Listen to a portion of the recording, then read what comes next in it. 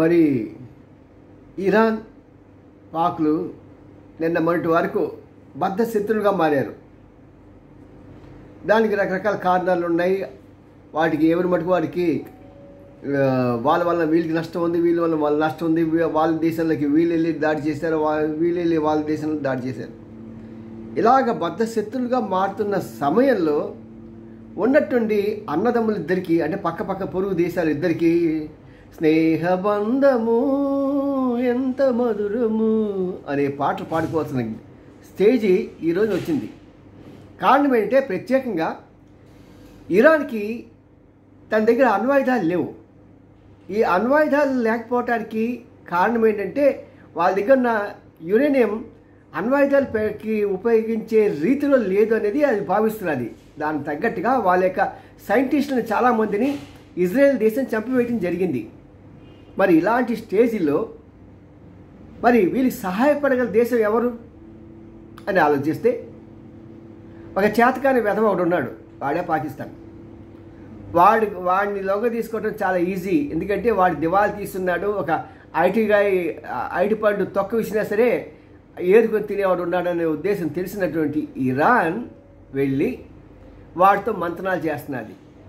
ఎందుకంటే వాళ్ళ ఒక ప్రాజెక్ట్ విషయంలో పాకిస్తాన్ వాళ్ళు పూర్తి చేయకపోవటం వలన 800 కోట్ల డాలర్స్ని వారికి పెనాల్టీగా కట్టాల్సి ఉంది ఇరాన్కి.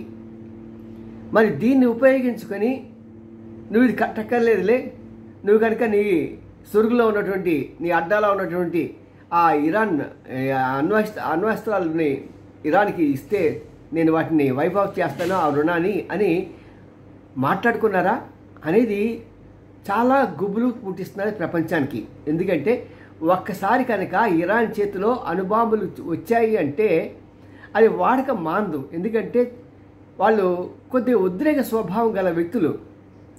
మరి ఉద్రేక స్వభావం గల ఇద్దరు, ఇటు ఇరాన్ కానీ ఇజ్రాయెల్ కానీ ఇద్దరు కూడా ఒకరి నుంచి ఒకరు ఉద్రేక స్వభావం గల వాళ్ళు. మరి కొంత వాళ్ళు సమయంలో పాటిస్తున్నాం అనుకుంటున్నారే కానీ పాటించలేకపోతున్నారు. కేవలం వాళ్ళ యొక్క మాటల్లోనే సమయం కనిపిస్తున్నారు కానీ చేతల్లో మాత్రం దుడుకుతూనే కనిపిస్తూనే ఉంది. మరి అలాంటి పరిస్థితుల్లో ఇజ్రాయెల్ దగ్గర కూడా అణ్వస్త్ర దేశంగా గుర్తించకపోయినప్పటికీ కూడా ఇజ్రాయెల్లో కూడా అణ్వస్త్రాలు ఉన్నాయి అని చాలా విశ్వసనీయ వర్గాలు తెలుస్తున్నాయి. సుమారు 60 నుంచి 80 వరకు ఉండొచ్చని. మరి ఇప్పుడు పాకిస్తాన్ దగ్గర ఉన్నటువంటి అణ్వాయుధాలని ఇరాన్ కనుక ఇచ్చేస్తే పాకిస్తాన్ ఓకే, తన 800 కోట్ల రూపాయలు ఆ రుణమాఫీ జరిగిపోయింది అనుకోండి. అంతేకాదు మరి ఈయన గొడవ పెడితే మరి ఆయనకి కావాల్సిన కొన్ని స్విట్జర్లాండ్ బ్యాంక్ అకౌంట్లో కొంత డబ్బు, అదే దాంతోపాటు పాకిస్తాన్కి అత్యవసరంగా కావాల్సిన కొన్ని కోట్ల రూపాయలు వాళ్ళు ఇంధనం రూపంలో ఇచ్చినా ఇవ్వచ్చు. మరి ఇలాంటి పరిస్థితుల్లో ఇలాంటి భయంకరమైన స్నేహంతో వీళ్ళిద్దరు దేశాలు ఉన్నటువంటి వైరాన్ని మర్చిపోయి చేస్తూ ఉంటే ఒక పక్క ఇజ్రాయెల్కి, మరో పక్క అమెరికాకి, మరో పక్క ఫ్రాన్స్కి, ఇలాగా ఈ కంట్రీస్ అన్నిటికీ గుండెల్లో గుబేలు పడినాయి. వాళ్ళ గుండెల్లో గుబేలేమో తెలియదు కానీ ప్రపంచం మొత్తం కూడా ఈ పరిణామం ఎక్కడికి దారి తీస్తుంది అనేది ఐక్యరాజ్య సమితి నుంచి ప్రతి ఒక్కరు కూడా వాళ్ళు దీని గురించి రెయిన్బోలు నిద్ర లేకుండా ఆలోచించి దీనికి ఎలా పరిష్కారం చూపించాలనే ప్రయత్నం చేస్తున్నారు. ఏదేమైనా సరే ఇవి దేశాలు కనుక అణుబాంబుని ప్రయోగిస్తే ఎవరు ఒక్కరు సమయం కోల్పోయి ఆ అణుబాంబు మొదట ప్రయోగించినా సరే సర్వం నాశనమైపోతుంది. సర్వం. ఎందుకంటే ఇటుపక్క ఇరాను మిగలదు, అటుపక్క ఇజ్రాయెల్ మిగలదు. వీళ్ళు మిగిలిపోయారు.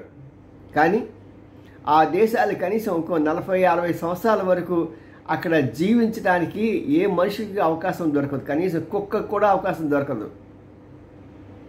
మరి అలాంటి దారుణమైన పరిస్థితులు రాకుండా ఉండాలని కోరుకుందాం. అంత తప్పించి ఇంకా చేయగలిగింది ఏమీ లేదు. ఏదైనా స్నేహం మంచిగా ఉపయోగపడాలి కానీ ఇలాంటి వాటికి ఉపయోగపడకూడదు అని ప్రతి ఒక్కరూ కోరుకుంటున్నారు. అలాగే ఇజ్రాయెల్ కూడా తన దుడుగుతనాన్ని కొద్దిగా కట్టిపెట్టి జరిగిపోయింది, మీరు ప్రతీకారాలు తీర్చుకున్న చాలు, అంతకన్నా ఎక్కువ లెవెల్కి వెళ్తే మీరే కాదు ప్రపంచం మొత్తం నాశనం అవుతుంది అని ప్రతి ఒక్కరూ విశ్వసిస్తున్నారు. మరి ఈ న్యూస్ అనాలిసిస్ మీకు నచ్చితే లైక్ చేయండి, షేర్ చేయండి. ఈ భయంకర దినాల్లో ఇలాంటి మీ స్నేహితులకి పంచడం అనేది మీ బాధ్యత. ఇలాంటి ఈ విశ్లేషణలు అన్నిటికన్నా ముందుగా సబ్స్క్రైబ్ మాత్రం తప్పకుండా చేయండి. మీరు సబ్స్క్రైబ్ చేయడమే కాకుండా మీ చుట్టుపక్కల వాళ్ళ చేత మీ కుటుంబ ఇతర సభ్యుల చేత కూడా సబ్స్క్రైబ్ చేయిస్తే వారు కూడా విషయాలు తెలుస్తాయి. ఎందుకంటే ఒకవేళ ప్రపంచ యుద్ధమే వచ్చిందనుకోండి, ఎలా ఎదుర్కోవాలి అనేది కూడా తెలియాలి. ఎందుకంటే ఇప్పుడు ఆ యుద్ధం వచ్చినప్పుడు కొన్ని ట్యాబ్లెట్స్ ఉంటున్నాయి. ఆ ట్యాబ్లెట్స్ దగ్గర పెట్టుకోవాల్సిన అవసరం కూడా ఉంది. మరి ఇలాంటి విషయాలు రాబోయే మెసేజ్లు మన విశ్లేషణలో మీకు తెలియచెప్పడం జరుగుతుంది. కాబట్టి మీ ఫ్రెండ్స్ అందరికీ చెప్పండి, సబ్స్క్రైబ్ చేయమని. మీ బంధువులకి, మీరు ఎవరినైతే ప్రేమిస్తారో, ఎవరైతే బాగుండాలని కోరుకుంటారో అలా కోరుకున్న ప్రతి ఒక్కరి చేత ఇది సబ్స్క్రైబ్ చేయించండి. ఇది మీ ఛానల్, మీకోసం, మీ యొక్క శ్రేయస్ కోసం పాటుపడే మీ గుడిగంటలు TV9. See you, మీ N Ramji, senior journalist and news analyst. Bye.